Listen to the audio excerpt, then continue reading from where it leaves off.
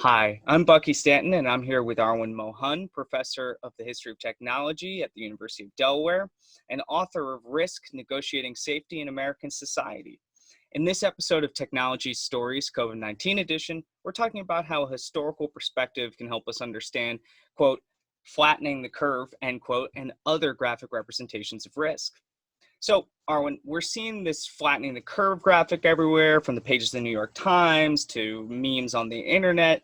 What can you tell us a little bit about why this is an important technology, the representation itself, and what kind of historical precedents we have for managing crises with these sort of representations?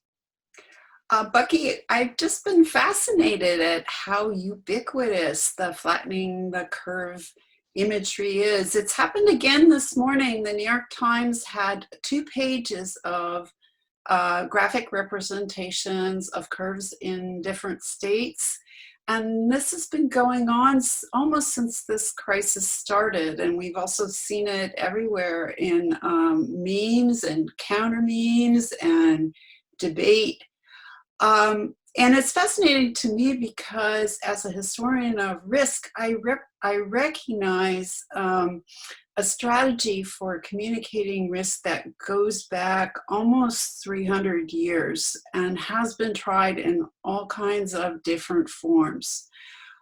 So in answer to your question about how is this a technology, I would say that this is a technology of communication, these kinds of graphic representations of risk. They're technologies that are designed to convince people that the mathematical information that they represent is both understandable and actionable and believable, to create what the historian of quantification, Theodore Porter, calls trust in numbers. And that's a really great way to put it about why this is a technology and how these kind of numbers come together to form and perform actions in the public and kind of govern us. Could you tell us a little bit more about the history of these technologies of information communication and public health, and how they've informed epidemics and endemics and in the history of America, for example?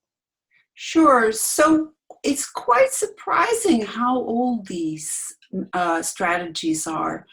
The first documented use of them in America goes back almost 300 years to an era in which there were frequent smallpox epidemics, which killed and disfigured many, many people. And so a very, what we might view now as a primitive form of risk communication called a table of mortality was used to convince people to have themselves inoculated against smallpox. And this required a huge leap of faith or trust in numbers, because what inoculation is that a doctor or a practitioner would put a slit in somebody's skin and put pus from a smallpox pustule and would induce a mild case of smallpox as an alternative to getting really, really sick or dying. So you had to trust that this was going to work, and numbers and these representations of risk were an important tool in doing so, at least for educated people.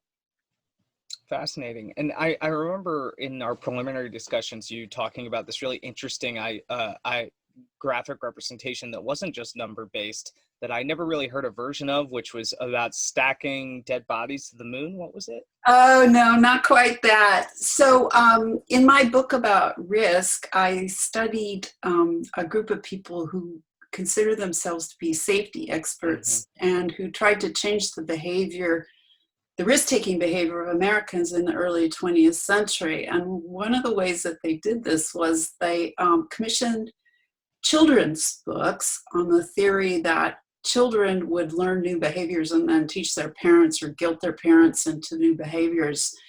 And one of these so these books are full of different kinds of representations of risk, but the one that really stuck in my mind as macabre was about accidents, automobile accidents that injured pedestrians. And it involved a graphic which represented the number of deaths every year as tombstones stretching from New York to Chicago. There's no evidence that this was particularly effective, but it sure is striking.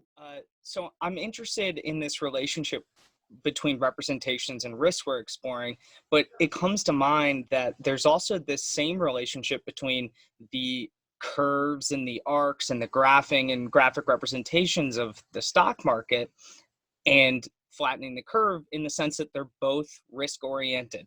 They're both describing different kinds of risk, but we still use the same word, and we still kind of fundamentally and conceptually think about them differently, but this risk element unifies them. And I'm interested if there's kind of a historical story that you unearthed in your research about the relationship between these and how we kind of became, as some will say, a risk society. Well, first of all, it's important to understand that thinking about risk is thinking about the future.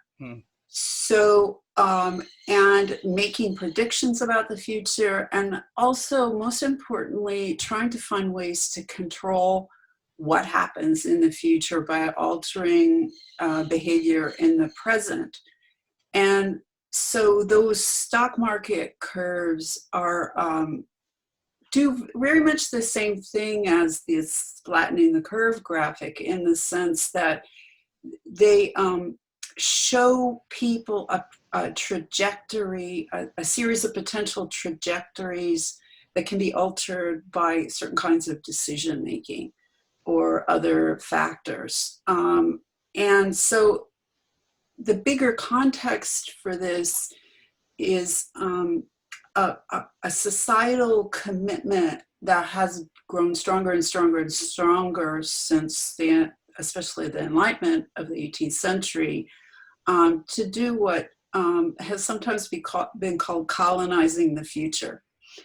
And this has become so normalized now in our world that we just think it's a prudent thing to do to invest for old age in something like mutual funds, or to buy insurance, which, when you think about it, is again another one of these leaps of faith that this is actually worth the money, because you will maybe need it, and that you will at some level you'll get the money back in some way.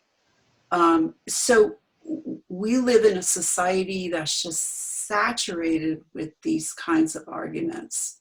However, it's also true that in terms of risk perception, people don't necessarily see themselves as individuals within these kinds of projections of what might happen to the future. They don't necessarily think that this applies to them. And a certain subset of the population rejects this outright. So, these protesters who are upset because they can't go get a haircut because they're absolutely sure they're not the person who is going to get COVID-19, or that it's a fraud, is mirrored historically in people who have defied the prescriptions of risk experts in all kinds of ways, from driving too fast to thinking that owning a gun is actually going to make you safer.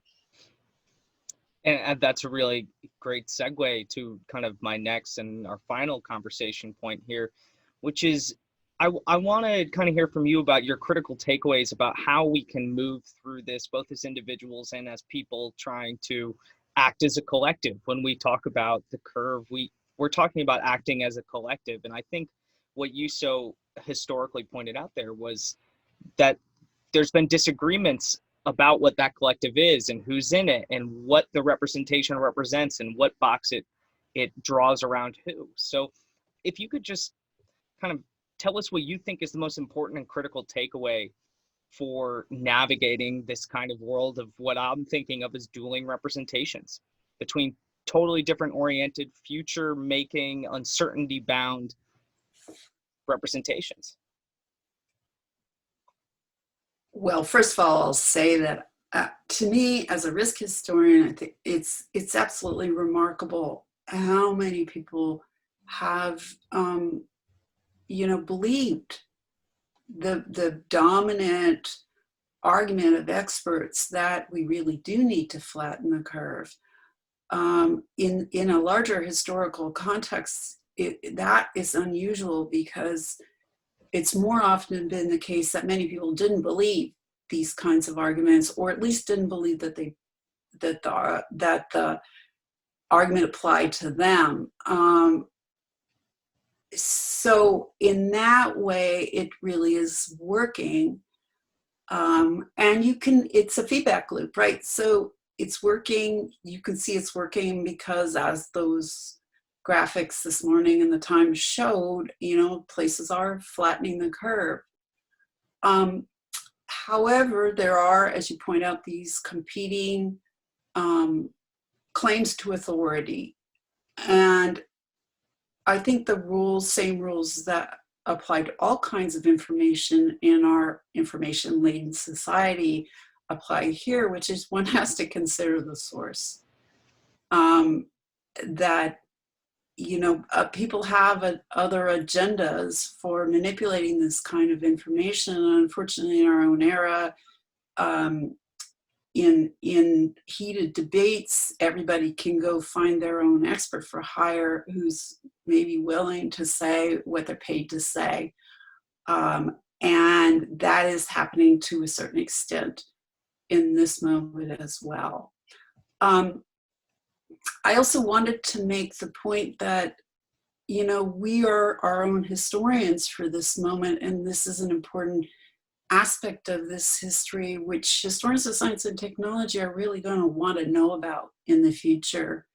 And I'm very excited about the various projects that are going on right now in which information and essentially primary sources are being collected for future historians. So I really want to encourage anybody who's listening to this to think about saving information and also of sharing it in some of the digital projects that are going on right now about the history of the COVID-19 crisis.